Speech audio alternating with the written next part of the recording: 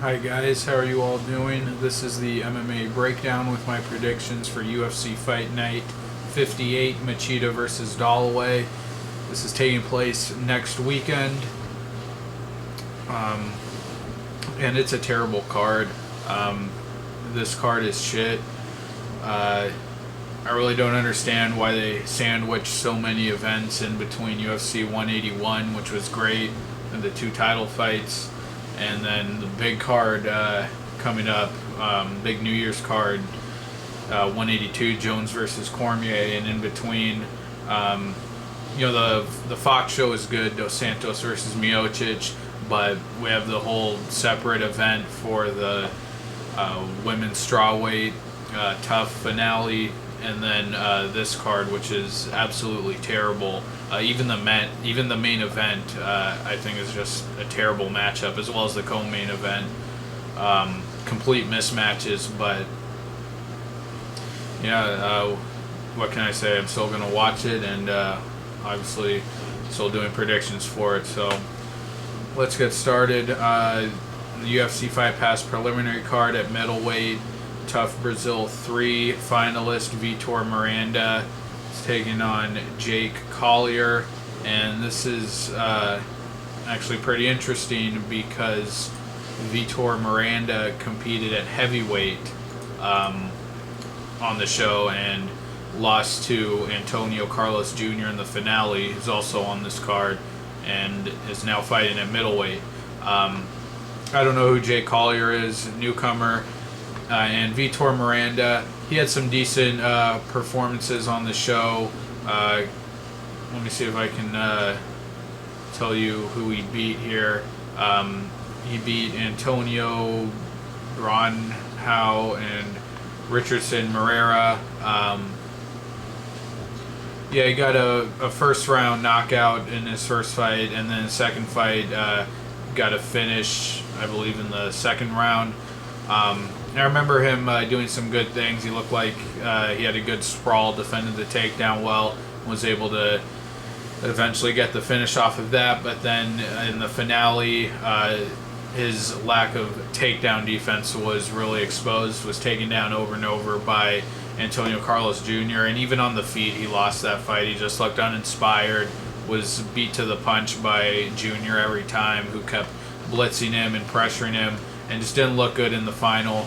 And I don't know anything about Jay Collier, so I can't make a pick here, but if Collier's just a new guy starting out, isn't some big prospect, just a typical UFC newcomer, I think Miranda would be a safe pick because he did look like a seasoned veteran on the show, did some good things, but can't make a pick here. And moving on to welterweight, another Tough Brazil 3 finalist, Marcio Alexandre, taking on Tim Means. And I actually thought Marcio Alexandre had no business fighting in the finale. I actually thought Ricardo Demente Abreu got robbed in the semifinal fight, and in the finale lost to Warley Alves, got out wrestled and submitted in the third round. I'm taking Tim Means in this fight. Alexandre didn't impress me at all in the house. They call him Lyoto because he tries to mimic that style, but really, when he's striking at distance, that's definitely his strength. Has some good, distance kicks and stuff, striking from distance, but really wasn't that effective. Isn't dangerous with his striking, and isn't one of these guys who's just going to keep you at bay with his long strikes and kicks really at all. Abreu was able to get inside and press him. But Tim Means is also a range striker, and you saw in his last fight against Hernani Perpetuo, he just wanted to brawl with him, close the distance, and Means stayed very composed and was able to just calmly pump that jab out there. And he was able to keep Perpetuo at bay. And Tim Means, he had that setback, that loss to Neil Magny where he didn't look too good, but I thought kind of redeemed himself in his last fight against Perpetuo.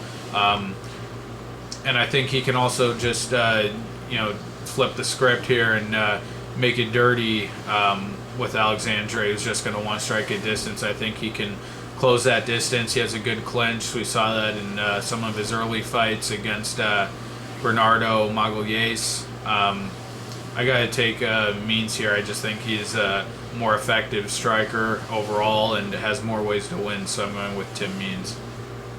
Next up on the Fox Sports 1 preliminary card at bantamweight, Leandro Issa taking on Yuta Sasaki. This is actually a fairly interesting fight, and I'm looking forward to seeing Sasaki again because he had an electrifying performance against Roland Delorme in his debut. I loved everything about it. He looked great. I loved the red hair, and just came out and quickly blew through Roland Delorme, took him down, and submitted him with the rear naked choke.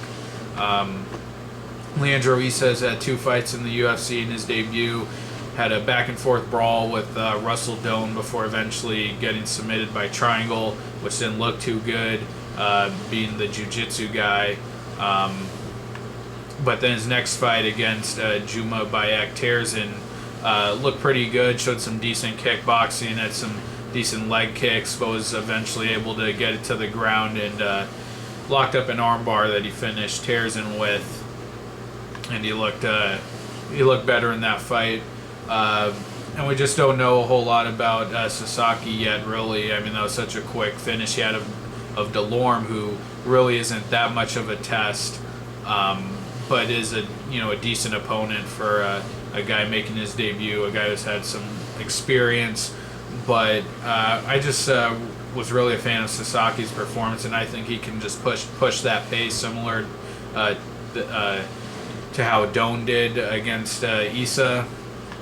I expect Issa to have the more technical striking and probably more technical on the ground, but Issa I don't think is athletic enough to really get that finish early, and Sasaki I think is going to go right after it early on and make something happen. So I'm just going to go with Sasaki, but both these guys have very little experience inside the UFC, so we don't know a whole lot about them, but I'm going to go with Sasaki. Next up at featherweight, this is the one real quality fight on this entire fight card, actually, and I have no idea why it's not on the main card. It definitely should be at featherweight. Darren Elkins taking on Hakran Diaz, and this is a pretty interesting matchup. Initially, I was going to go with Hakran Diaz, but now I'm going to go with Darren Elkins. Hakran Diaz, he's a good fighter. He has wrestling, and I think he's going to be able to challenge Elkins there. Elkins, he's been able to out-wrestle guys who aren't good wrestlers. But Hakran Diaz, I remember when the WEC merged with the UFC, and Yuri Alcantara, who's a very elite fighter now at bantamweight, he was looking great. Showed real strong grappling and striking in the UFC.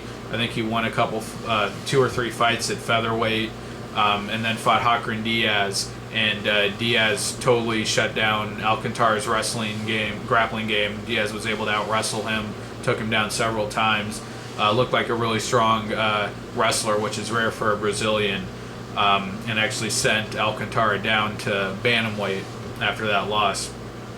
But since then, he just hasn't been active. He's lost a couple fights against Nick Lentz. Got out-wrestled. He was able to hurt Lentz on a few occasions on the feet, but Lentz was able to pretty much win every round by taking him down. Just couldn't stay on his feet. And then a year later fought Ricardo Lamas. Didn't fight for a whole year, so has been really inactive. Fought Ricardo Lamas, and Lamas didn't look too great against him, but was able to press the action on the feet while he didn't really connect with anything significant. He was just able to throw more strikes and really run Diaz into the fence, get it on his legs. I don't think he took him down once in the whole fight, but was able to get that position over and over again, getting in on his legs, holding him up against the fence. And Diaz showed good takedown defense, but really couldn't do too much else to win the fight. And Elkins is the master of that, getting in on guys' legs. You saw that in his last fight against Lucas Martins, who's a really talented striker, and I expected him to lose that fight. But Elkins just is persistent. He's always in on those legs, pushing you up against the fence.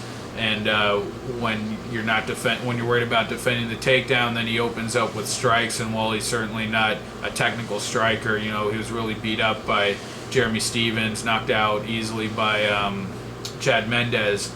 He's just he's a pest. He's always on you, and I think he can do that to Diaz, who has really struggled with wrestlers at featherweight. So I'm going to go with Elkins to win a decision here, but I give Diaz a chance. If he can defend that takedown, get his back off the cage, I think he'll be better on the feet. He's more athletic and can probably get some takedowns himself, but I'm going with Darren Elkins.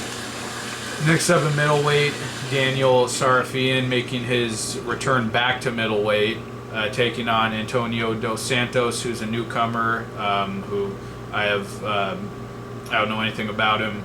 But Daniel Sarafian, this guy was the finalist from Tough Brazil 1, but didn't actually fight in the finale because he was injured. His last fight against Kiichi, what the hell is his name? Kiichi Kunimoto at welterweight. He looked awful. Kunimoto was able to take his back in the first round, get him down, and subbed him out. Pretty devastating loss for Sarafian, real unexpected. Sarafian does have power. I remember on the show he got a flying knee knockout, I think, on Sergio Moraes. Has some jiu-jitsu. In his first fight in the UFC, subbed Eddie Mendez with an arm triangle choke.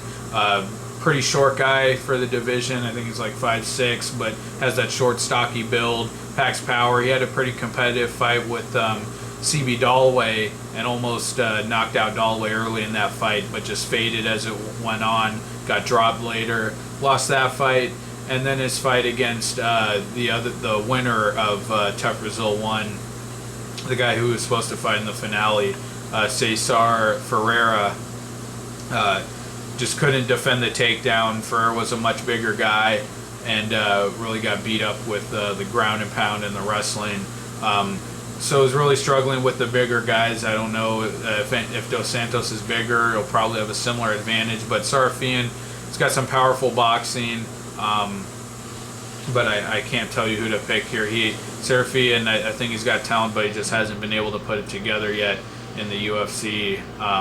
Has only had one win in 4 fights, which isn't too good, and it was against a guy who never fought again after that loss to Sarafian. So I can't tell you to take Sarafian just based off his experience or what I said, but yeah, can't make a pick here. Moving on to the last fight on the Fox Sports 1 preliminary card, a light heavyweight, Marcos Rogerio de Lima, contestant from Tough Brazil 3, taking on Igor Pokrajac. This is a fairly interesting fight. Rogerio de Lima, real big guy, built just like a bruiser. One fight in the Tough House. I think it went to decision, and then really got exposed by the eventual winner, Antonio Carlos Jr. Jr. showed him that he wasn't going to be able to just bulldoze his way to the finale, and got taken down by Jr., who was able to weather that storm and got submitted in that fight. And then in the finale took on fellow contestant Richardson Moreira and just stormed him, bulldozed him, knocked him out within seconds in the first round. And Igor Pokrajac, decent mid-level talent, although he's on a 4-fight losing streak. Before that losing streak, had some impressive fights, finishes of Todd Brown and Krzysztof Szynski, obviously guys who aren't around anymore. Had a win over Fabio Maldonado that I actually didn't think he won. But his fight since then got submitted by Vinny Magalhães. Beltran was able to clinch him, push him up against the fence, use dirty boxing. Ryan Jimmo was able to out-wrestle him, and then Rafael Cavalcante was able to finish him, knock him out, or finish him with strikes in the first round of their fight. So he's on a big losing streak, and I think it's clear now that he's not really a UFC talent, although he does have decent striking when he can get his punches off, let his hands go. But actually just reviewing his losing streak now, which I wasn't fully aware of, I think Rogerio de Lima is the safe bet. Big, strong guy's probably going to be able to push him up against the fence like guys like Beltran did. Jim was able to out-wrestle him. I think Lima can probably get the knockout here, so I'm going to go with Lima. And moving on to the main card, which is on Fox Sports 1, featherweight Honey Jason taking on Tom Niinimaki. This is a tough fight to call. Two guys who started out really well early in their UFC careers and have since seem to have regressed. Honey Jason, winner of Tough Brazil 1, won a couple of fights about a year ago. This time got knocked out by Jeremy Stevens. After that, had a knockout of Steven Siler, but then lost his last fight to Robbie Peralta, who is not a high-level fighter at featherweight, and was even out-grappled by Peralta, which was really surprising. I just think Honey Jason wasn't fully mentally there in that fight. And Tom Niinimaki, when he came in his debut and out-grappled Hani Yaya, I thought that was an incredible performance, but I think that was a fluke. You saw in his last two fights, lost both of them by first-round submission. Nicholas Backstrom hurt him with the knee, submitted him. And then against Chaz Skelly, wasn't even hurt and just seemed to kind of play right into Skelly's hands. Skelly was just able to take his back easily and choked him out. Really two very kind of disappointing and really surprising losses for Niinimaki there. I don't know anything about Niinamaki's striking. Honey Jason, he has decent power. He can hurt you without really loading up on his shots. Finished Sam Cecilia and Steven Siler in that manner. Honey Jason's also decent on the ground. Submitted Mike Wilkinson with a triangle choke. But I'm going to take Niinimaki here. Honey Jason, I don't think he's really improving or going anywhere. Peralta was able to frustrate him, and even when Jason was able to get the fight to the ground, couldn't maintain position. Peralta reversed him, and I'm gonna bank on that win Niinimaki had over Yaya, the strong grappling he showed there. I'm gonna count on that, and I'm gonna pick him here to win this fight. I think he'll be able to out-grapple Honey Jason, but I don't know, two guys who just seem like they're getting worse, but I'll go with Niinimaki. Next up at welterweight, Eric Silva taking on Mike Rhodes. Eric Silva, what a tragic case. Super talented guy.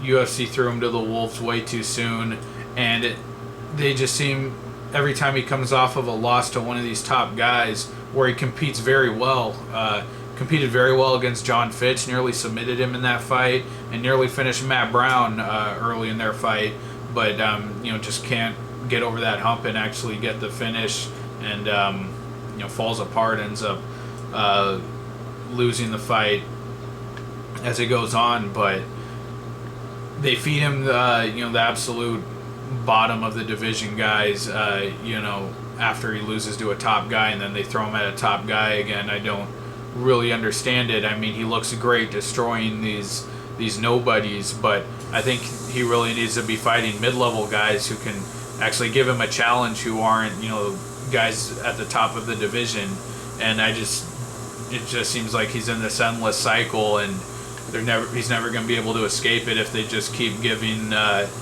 feeding him these bums that can't challenge him. He can just run over, and then after that he just goes back to fighting an elite guy. There's no opportunity for improvement or progression there. And Mike Rhodes, I don't think is a good fighter at all by the two performances he's had in the UFC. Lost to George Sullivan in his first fight by decision, and lost to Robert Whittaker in his next fight. He just seems content to strike, and he doesn't seem like a good striker. Both Whittaker and Sullivan were able to outstrike him. Sullivan having a much more basic striking game. Just seemed like he was throwing a 1-2 combination the entire fight and was able to outpoint Rhodes. And then Whittaker, Rhodes was able to connect more with his strikes there, but still, couldn't make anything happen, and Whittaker, outpointed him pretty clearly. I think Silva's just going to run over him. I think he's going to finish him in the first round, probably hurt him on the feet, and get a submission. Eric Silva's really talented still, even though, he loses to the elite guys. But Eric Silva, first round finish. Next up at lightweight, Elias Silverio taking on Rashid Magomedov. This is one of the better fights, I think, on the card. Two guys who have a bit of momentum, have put together little win streaks in the division. Elias Silverio came in actually at middleweight, had a win over João Zeffirino, where I thought he looked terrible, but then dropped down to lightweight. Had a win over Isaac Valley Flag, where he was able to out-grapple him, and didn't seem too eager to pursue the finish. But then in his next fight against Ernest Chavez, I actually thought he was losing that fight early, but stayed pretty composed and was able to take down Chavez later in the fight and get the submission by rear naked choke. And then Rashid Magomedov had a good performance over Tony Martin. Nearly got submitted early in that fight by an armbar, which it looked like Magomedov was in excruciating pain there, but was able to escape it. Outgrappled Tony Martin, and then in his last fight against Rodrigo Dam, outstruck him for 3 rounds. Dam was able to make a little comeback. I think he tagged Magomedov late, but Magomedov was in control with his boxing for the entire fight. I'd give Magomedov the striking advantage and Silverio the ground advantage. Kind of a tough one to pick. Gosh, I'm gonna go with Magomedov. I just, the Dagestani fighter. Seems real tough and gritty on the feet, and I don't think Silverio's just going to be able to hang around and wait for an opportunity to drag him to the ground. I think Magomedov's better than that, and I think he's going to force Silverio to fight on the feet. So I'm going to go with Magomedov here. Next up at light heavyweight, Tough Brazil 3 winner Antonio Carlos Jr. Fighting Patrick Cummins. Carlos Jr. did win the tournament at heavyweight, dropping down to light heavyweight. Patrick Cummins, I don't understand why people think he's like a high-level prospect or has much of a future.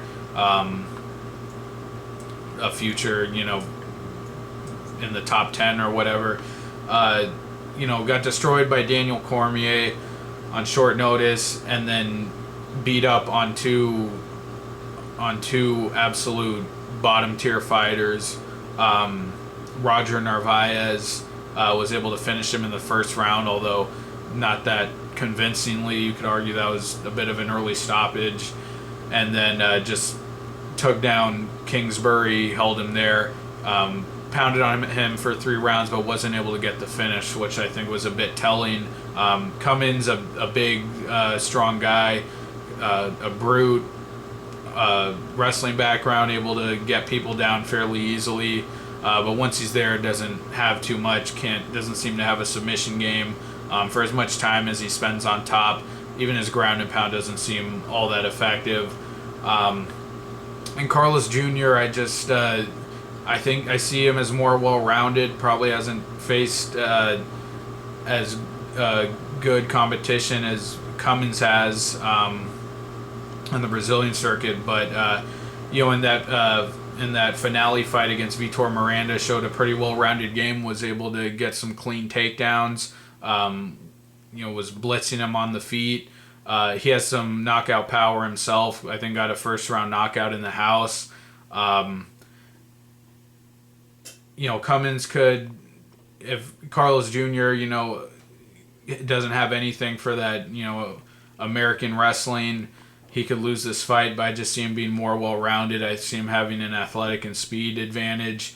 So I got to go with Carlos Jr., and I really think Cummins, while definitely able to impose his wrestling on people, I just don't think he's that good of a fighter and doesn't have many other tools. So I'm going to go with Carlos Jr., although I worry about the size difference. If Jr.'s a little too small, Cummins could just ragdoll him, but I'm going with Jr. to win this fight. Next up at bantamweight, Renan Barao taking on Mitch Gagnon. I really like Mitch Gagnon. I followed his UFC career from the beginning. He had a great fight where he nearly finished Brian Caraway in his debut. And he's a real tough guy. He's had some real good wins. He has big power, throws haymakers, and then has a great rear naked choke. He's finished two guys by rear naked choke and finished Dustin Kimura by guillotine. Lands that big bomb on the feet, hurts you, and then finishes you off with the submission. Did that to Weil Watson and Dustin Kimura. And coming off of a win over Roman Salazar, where he was able to take his back standing early and get that rear naked choke. Also had a decision win over Tim Gorman, where he out-wrestled him, showed off his takedown game. But he's just not going to have anything for Barao. Gagnon's striking is very one-dimensional. He just basically throws haymakers. He looks really stiff, really loads up on all of his shots. I think he's just going to have a big speed disadvantage, and he's not fluid with his striking or his movement. Barao with all of his unorthodox strikes, his spinning back kicks. He's got knockout power himself, knocked out Faber, and got the spinning back kick knockout on Eddie Wineland, and submission ability as well. Submitted Michael McDonald. He's a former champion. He's an elite fighter. A great fighter. Obviously, coming off of that devastating loss to T.J. Dillashaw, had the weight cut issue in his last fight. If he loses this fight, I think it's definitely, that's going to be a sign that Dillashaw really broke him. But just based on skill level, Barao should absolutely run through Mitch Gagnon, who, again, I do like him as a fighter, and I think he is good. But Gagnon, his last two wins, he fought guys, both wins were over guys making their debuts and guys that are just, the lowest of the low-tier guys in the UFC, Tim Gorman and Roman Salazar. So I think it's fair to say Barao should be a big favorite, and I think he's just going to run through Gagnon and get a first-round finish. And then the main event, middleweight Lyoto Machida taking on CB Dollaway. Another complete mismatch that I just think is terrible. And why are they wasting Lyoto Machida, this guy who's coming off of a great title fight against Chris Weidman? Why are they wasting, the few years he has left? He's 36 now, against a guy like CB Dollaway. I mean, I understand he can probably look great against Dollaway, probably get a finish. They can build him back up, get him another title shot. But, I mean, I'd much rather see him in a bigger fight, and I think that would make more business sense for the UFC, putting him against Rockhold or Jacare, Romero, any of those top 10 guys. Dollaway, I think, is barely top 10, or even if he's higher in the rankings, in my estimation. I think he's, a fringe top 10 guy. But yeah, I got to go with Machida. I think he's going to absolutely run through him as well. I mean, the only thing is that Machida doesn't always, have that killer instinct. Like in the fight with Phil Davis. But since dropping to middleweight, he's looked really good. Had that quick finish of Mark Munoz. Even in the fight against Gegard Mousasi, where he never really came close to a finish in that fight, but he controlled that fight and was a lot more active with his striking than he usually is in his previous fights at light heavyweight. Yeah, Dollaway's just going to be completely outclassed on the feet. Machida's far more technical and just far more skilled on the feet. Dollaway really only has that hook. I think it was a hook that he dropped Carmont with and knocked out Ferrero with. And that's all he has is power in those basic combinations. Has come a long way, though. I mean, he's definitely not the same guy that was getting repeatedly dropped by Mayhem Miller. It's come a long way from those days, certainly. Really, he's able to put together his striking. He's added power to his striking. He's able to put that together well with his wrestling. Out-wrestled Carmont. But I just don't see him having any success here at all against Machida. Machida's also a good wrestler. I think we'll see him take down Dollaway a few times here, but I think Machida should probably get the knockout, or at the very least, win a boring decision here. I think it's a complete mismatch, but definitely going with Machida all the way. Alright guys, well those are my predictions for Fight Night 58, Machida versus Dollaway. Thanks a lot for watching, guys. I'll be back with my predictions for UFC 182, Jones versus Cormier, which looks great, and the rest of the stacked month of January I'll have picks for the rest of the month, and all the cards going forward as well. Thanks a lot for watching, guys.